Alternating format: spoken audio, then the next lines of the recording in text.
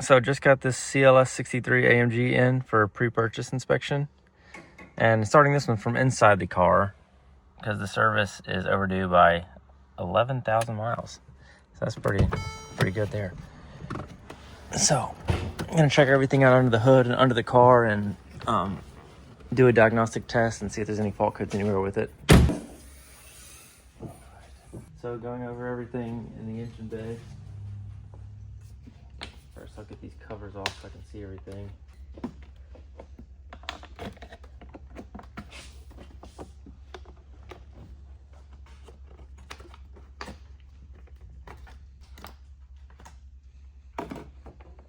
Missing the star.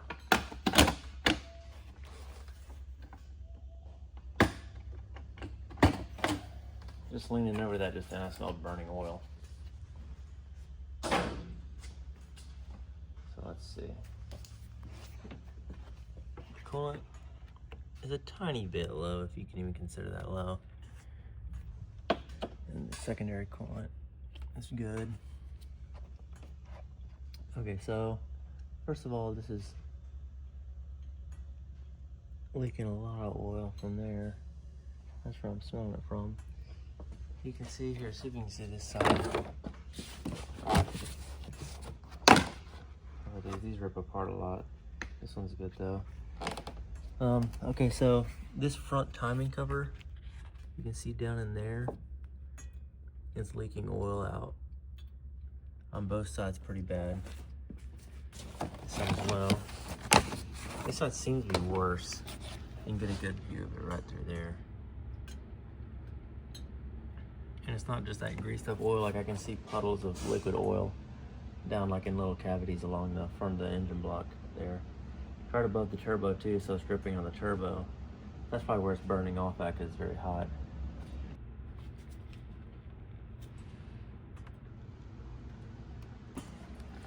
I can also see here someone at some point had a messy top off. They missed the oil fill hole because all that's oily all around it. And this drive belt, I can tell the tensioner's weak because the tensioner pulley down there that the belt rides on, how the belt's so far back off it, like it's about to come off like the back side of it there.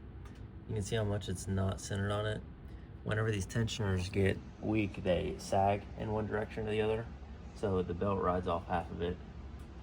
So it presses the belt off center. You can also see here this is the water pump pulley, that big one down there. You can see how it's just come off. It looks like the belt's kind of coming off like the back of it too, but it's really not. Let's see if you can get a focus maybe right there.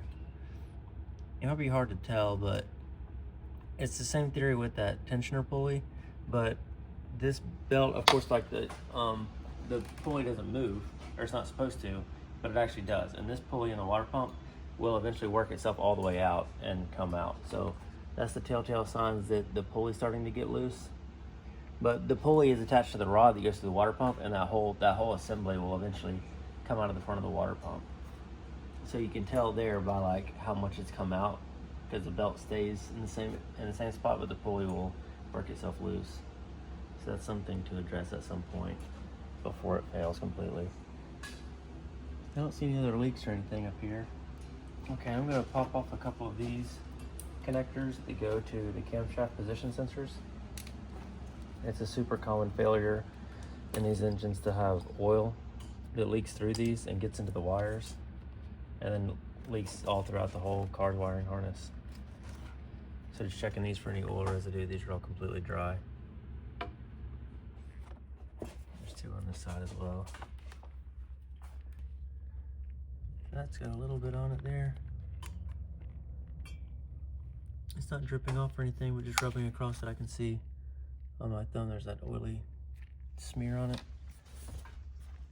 And then this connector as well. This one's got a little bit of oil on it as well. Oh, that one's pretty wet. That one's got like a lot of oil on it, you see. So definitely want to get that addressed before it gets any worse. Here, let me take this. This is the main computer for the engine. just gonna take this off and disconnect it to see if there's oil in that, because it does migrate all the way through the wiring. And it kind of gives you a gauge as to how bad the leak is. I don't see anything there on the, anything obvious on the connector. You can really tell on the pins in here if any of them are wet. They're not. They're all shiny and dry. So the oil hadn't made it too far.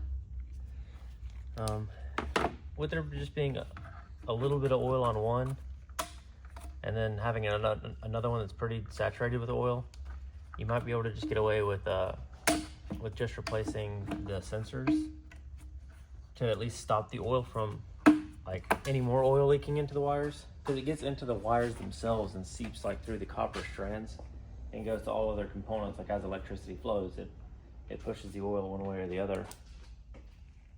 But I mean, the oil is clearly in the harness at this point, because that one's quite wet. I just don't know. It's impossible to know how far it is. I guess I'll quote out both options. Either just replacing the 4 camshaft position sensors to the updated versions, and then just cleaning off the face of that connector, and then also to replace the wiring harness to get all the oil out with, of course, the updated sensors. So I'll just price out both options for them. Of course, there's a risk just doing the sensors, being that there's oil already in the harness and we don't know how much, but it's also a lot cheaper than in the entire wiring harness. It's almost an engine out job in this car. It might be, if it's depending on if some of these are all-wheel drive and you can't get the wiring around the differential and the exhaust manifold there. So I mean, it's a pretty big job to replace the harness. So just the price difference alone is worth considering. So I'll quote out both those options. Okay, now before I lift it up, I want to do the diagnostic test to see if there's any fault codes in it anywhere. I found the seal was out of place a bit. Just because if it gives me a fault code for something that I could look for under the car, I can do that at that time. So I'm also going to check this battery. I didn't look over it.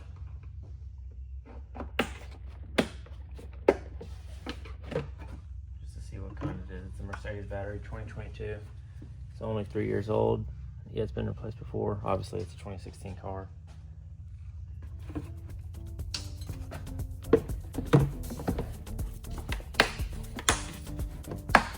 Okay.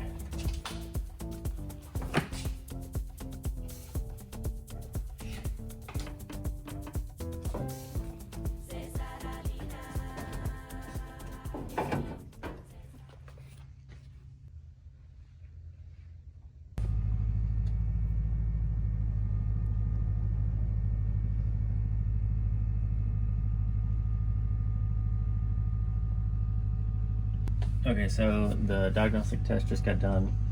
This car specifically has 57 computers in it. So it scanned all of those.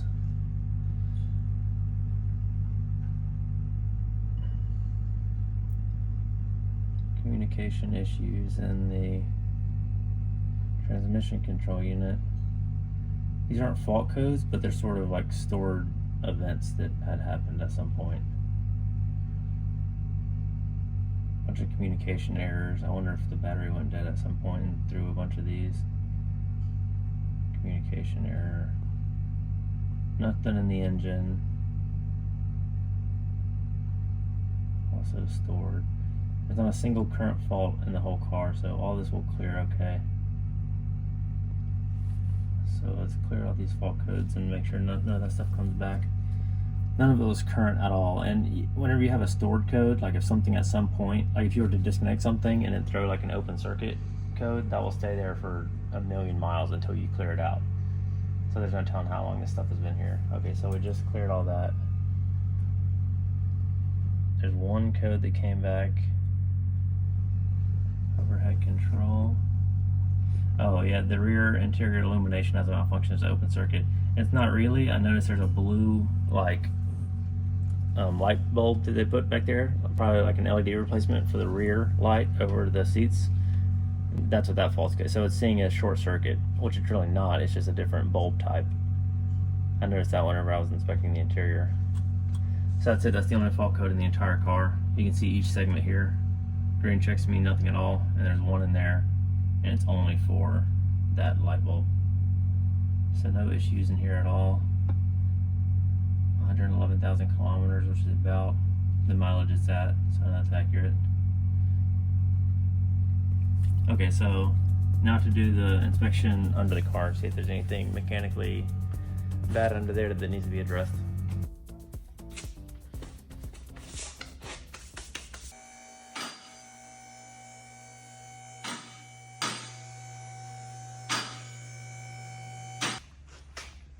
Okay, so just on my way up, lifting it here, these rotors have some pretty severe cracking going on in them. You can see by the cross-drilled holes, several cracks beginning to propagate out there.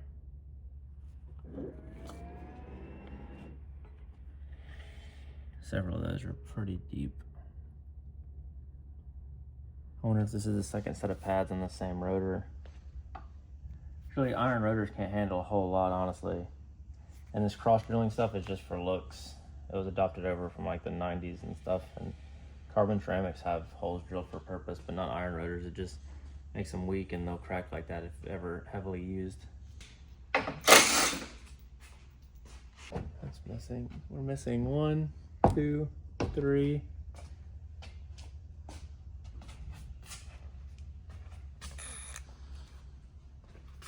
Three undershield screws, all on this middle one, which is odd. This is the only one you'll take off for an oil change though, so I wonder if the previous oil changer lost 3 of them.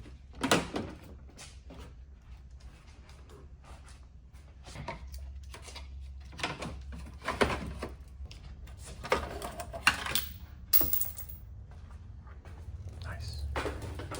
Okay, so here's 2 of the missing ones. They were somehow made it up into the rear undershield. So, only missing 1 now. Okay, so with all that off, I can start on the inspection now, inspecting the suspension first. That's oddly rusty. Anyways, looking at the ball joints here, I can see a darker spot on this boot here, and there's a little tear right there. Can you see that? Mm-hmm. There was a little ball of grease there that I wiped off, and then found that there's a little tear there in that ball joint. That's only going to get worse, and then wash out the grease and then wear that joint out. These axles look good, and the front struts aren't leaking. Everything else looks good up here. These front brake pads are thick, and this tire looks good. And the outer pad at about 60%, 70% life.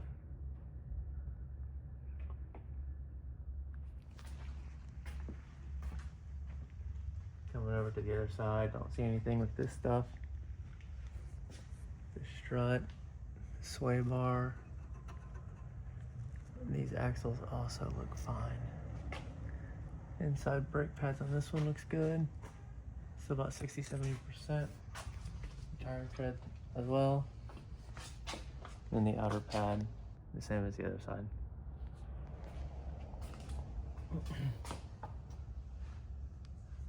Okay, also looking at the bushings. I wanted to see the bushings on these sway bars. That's typical with the AMG control arms. There's something about the AMG control arms that are different. Here, look at this side, it's a lot worse. The bushing itself will self-press out of the control arm. So it's supposed to look like this for comparison. Nice and centered, like in the control arm. That may have started to press one way or the other. But you can see this one is completely pressed all the way out, and the bushings start to split open. So you need new bushings on this for sure. And to realign that, obviously, because that control arm's coming out. You can really see the severity of that oil leak here. It's dripping off the bottom of the AC compressor. And even from back here, you can see how much oil there is on it. It's getting the subframe wet and all this wiring wet. Dripping off from that side. And this side too, you can see how wet the bottom of the alternator is there. So it's spreading its way around. It's a lot of oil coming out. Definitely worth addressing. I don't see anything else here.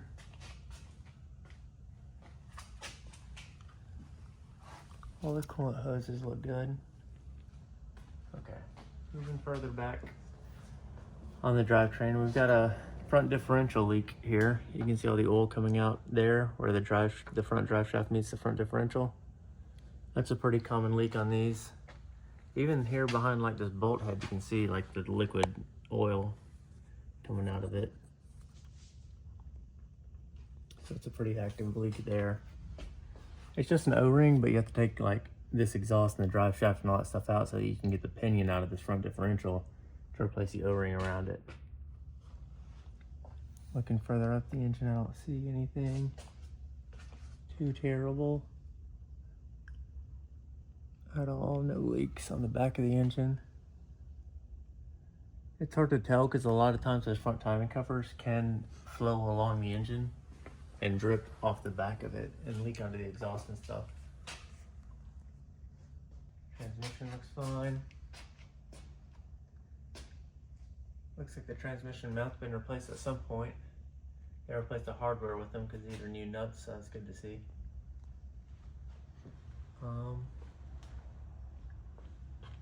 The rear transmission output shaft is leaking. I just noticed how this rubber is swollen up here and it's wet with oil. And I noticed a droplet right there on the back of the transmission forming. That looks like pretty worn transmission fluid too. Like that's almost looks like engine oil, so I wonder if it's overdue for transmission service too. But anyways, it's the seal up there. If I can see the seal, you have to angle it hard to get up in there. That one on the back of the transmission. That's the output seal that brings the shaft to the drive shaft that the drive shaft bolts to. That seal is leaking. And then this flex disc on the drive shaft is okay, it's just wet. That might be worth replacing, being that it's soaked in oil. I'm definitely gonna work in one of these rubber exhaust insulators into the quote. Being rubber like that, anytime oil gets on it, it swells up and degrades. This flex disc isn't too bad here. This is like a rubber puck that the drive shaft bolts to, and then this puck bolts to the transmission. It seems okay. I'd be comfortable leaving that in. And for this transmission,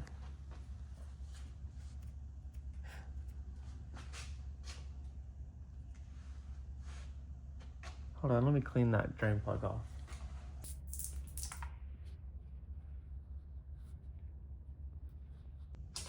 It's hard for me to tell, but okay, so whenever they paint these black, they paint them with the transmission assembled, so the copper crush washer on this, the outer rim of it gets painted black.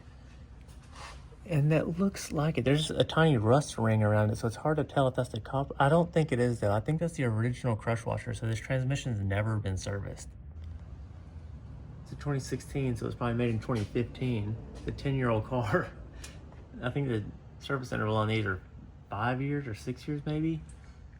So it's at least 20,000 miles overdue in 5 years if that's true. Yeah, I think that's the original crush washers. That's never been out, so that's the original fluid. And that goes along with that droplet of fluid being black like engine oil, so that's like way overdue. I would do that like before I even drove it. Everything else looks okay with it though, mechanically speaking. Yes. Okay, moving on back. The exhaust. There's the drive shaft bearing there.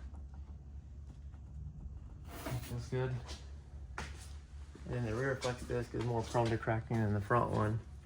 Which I don't see anything, just some little like stress lines for now. There's no tears in it. And the rear axles, both look good. Boots, inside and outside. All these bushings.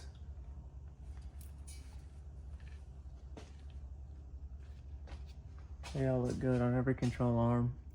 It's rear air suspension on these and front conventional. So you have a big airbag here and then your conventional strut to pair with it. I don't guess that's oil. It's kind of darker on the top, but there's nothing. My finger's completely dry. Usually you can see it on the glove, like right there. There's a little bit of oil from something I must have poked. You can just tell it's a little darker there. But okay, look at rear brakes. They're very thick, probably at least 60% on the rear pads there. And then the tire tread's good.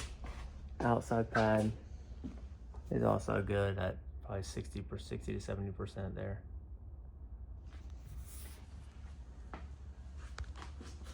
Okay, going to the other side. Checking all the bushings, battery control on.